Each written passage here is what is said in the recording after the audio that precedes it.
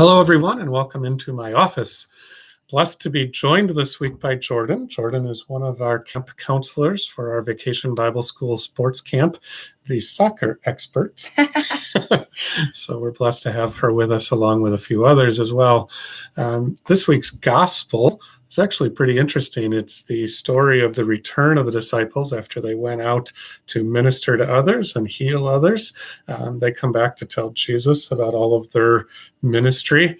And Jesus immediately says to them, why don't you come with me to the other side?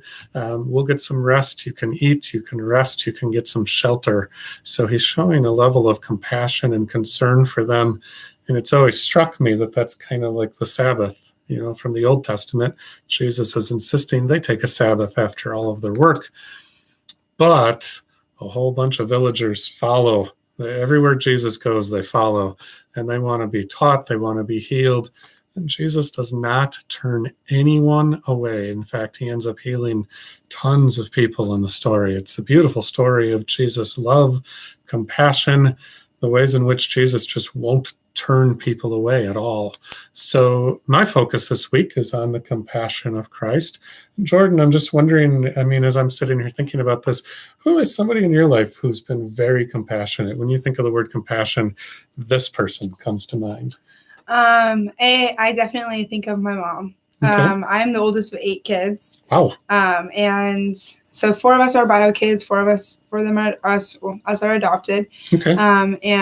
And that's just, first of all, shows compassion. Yeah, it does. Being able to foster and adopt. My mom also works in the foster care system. Okay. And my youngest brother has cerebral palsy. Okay. And so when I think of compassion, I think of my mom because she is constantly giving of herself, kind of like when she goes to take a break, all the kids follow her, kind of similarly to the villagers and Jesus. Yep. She actually is in the hospital right now with my brother. He's on a 6-week recovery from a surgery. Okay. So she's not even being able to be home with the rest of my siblings right now. Right. She is giving up all of her time. She constantly is giving. Mm-hmm. So definitely the first person I think of is my mom. Before you leave, you got to give us, if you want, your brother's name for our prayer list. We'll put him on our prayer list. Yeah, I was thinking back. There's a lot of people in my life. I could certainly name my mom. She's one of those people that my friends always said, your mom is like our mom. Yeah. They all felt that they were welcome all the time. And actually, that's what I was thinking of when you were talking about your mom. It's not just the love, it's the welcome and the invitation, right? That all these people, but actually, Pastor Furabo, one of my pastors when I was growing up, I always favor him anyway because his son and I were very close friends. We were the same age. We grew up together. Used to go to a lot of Milwaukee Brewers baseball games up in Milwaukee. They had come from Wisconsin.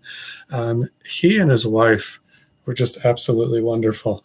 And I've always remembered, and this was just kind of one of those things that has touched me and informed me as a pastor.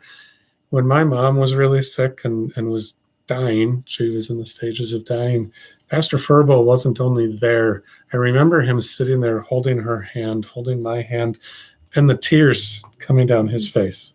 This was as important to him as it was to us. And that was just such a show of empathy and love. Yeah.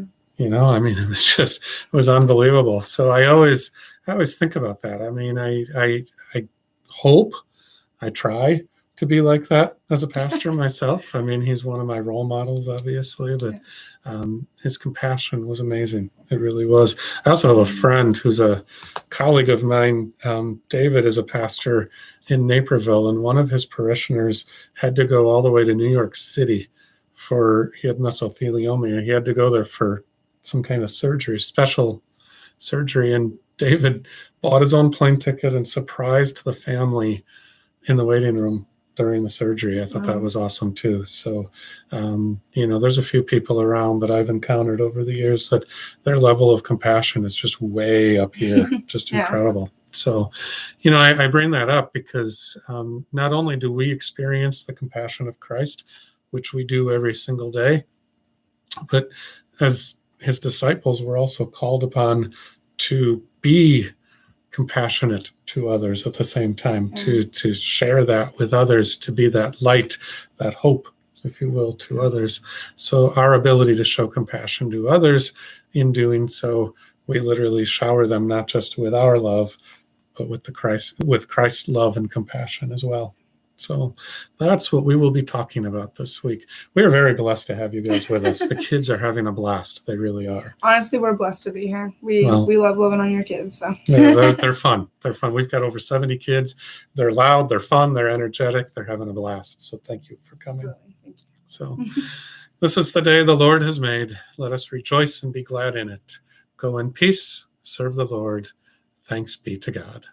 Have a good day, everyone. There we go.